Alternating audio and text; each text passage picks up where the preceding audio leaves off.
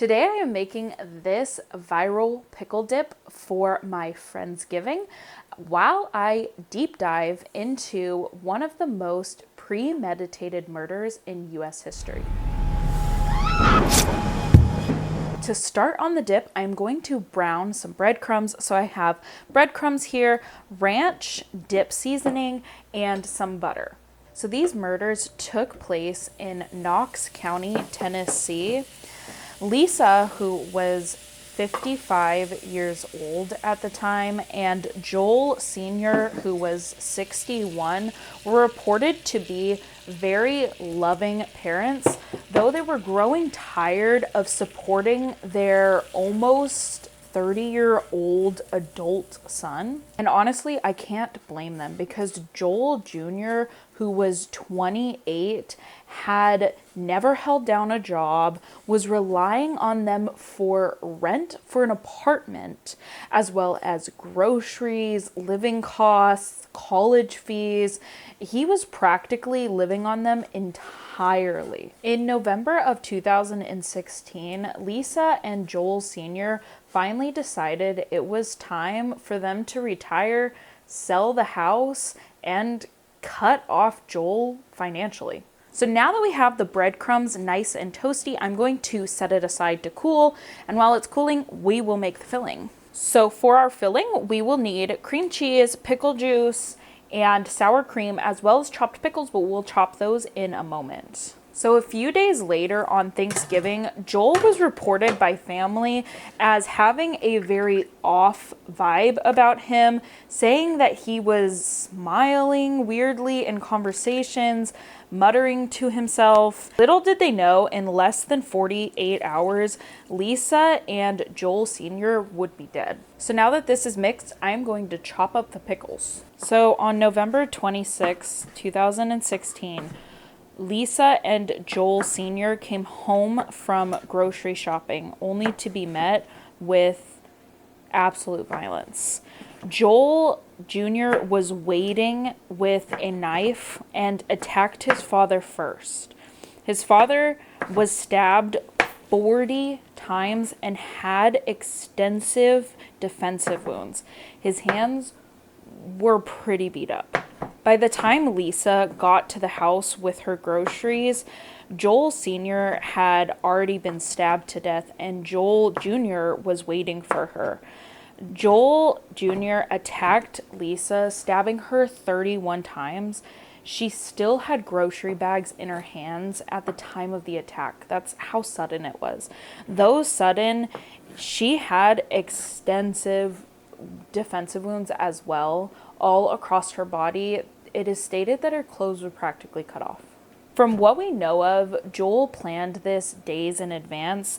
The theory is that he had started to plan their death since they had told him that they were going to stop supporting him financially sometime that November. So with this plan, he had also planned on dismembering the body parts and putting them in a chemical bath to dissolve.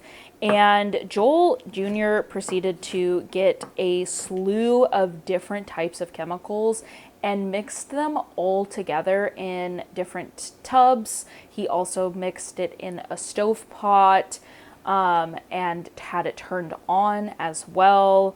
And after he had all these chemicals set up in place, he started to dismember his parents' bodies and proceeded to place the bodies in the bathtub, in plastic tubs, as well as in the pot on the stove. At some point, Joel left the property and went to his apartment in Baton Rouge.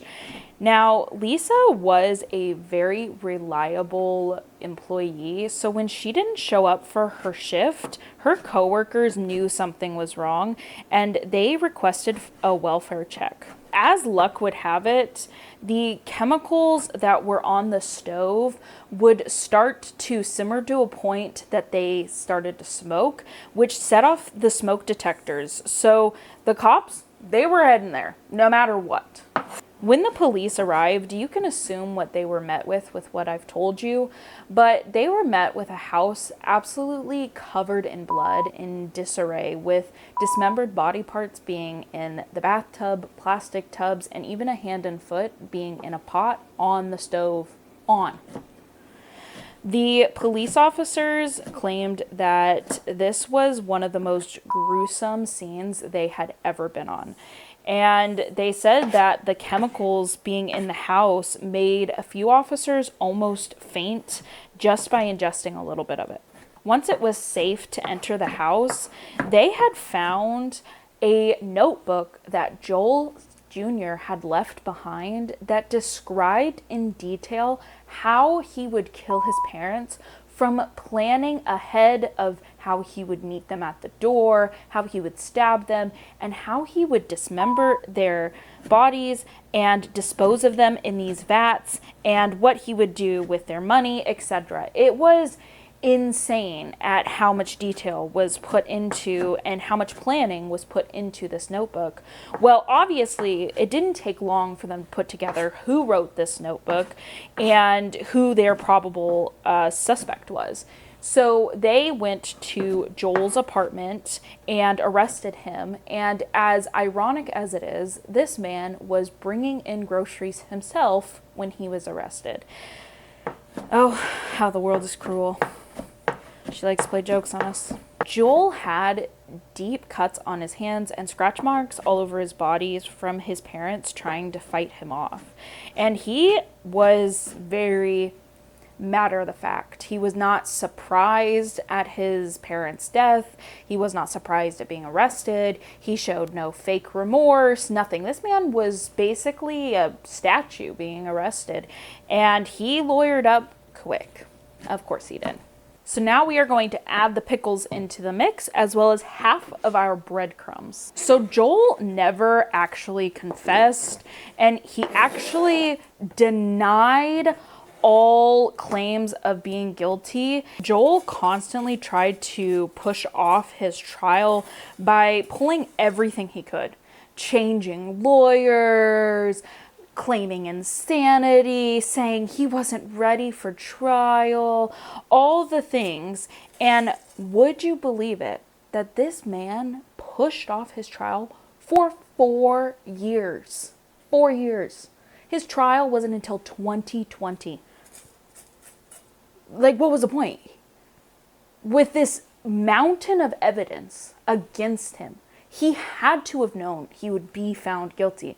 And wouldn't you know it, in 2020, a jury found him guilty on all accounts. So I am going to put this filling into here, and I am going to sprinkle this over there. Joel Jr. was sentenced to 2 consecutive life sentences. It's honestly, I feel really bad for the family. Like, they had other children, and like, I couldn't imagine knowing your brother killed your parents, and just how heartbreaking, and just, it probably forever changed that family's dynamic, of course. And to this day, in 2025, Joel has still not confessed or admitted to the murderings of his parents, though all of us know he did it.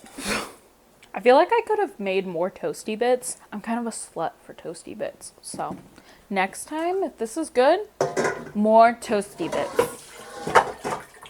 More toasty bits.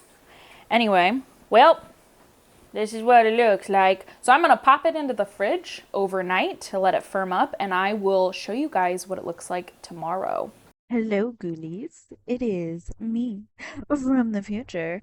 This video got encrypted and audio, she's gone. Lost. So I am here to voiceover. So the dip turned out really good. And as you can tell by this clip, I really enjoyed it. It was great. In heaven. Friends loved it. Husband loved it. His coworkers loved it. I'd do it. Do it for Christmas. Do it. Do it for the fam. And yeah. So that's the end. Here's your outro. And let me know what you think about the Joel Jr. case and how fucked up it all is. Yeah, yeah. I'll see you guys next week.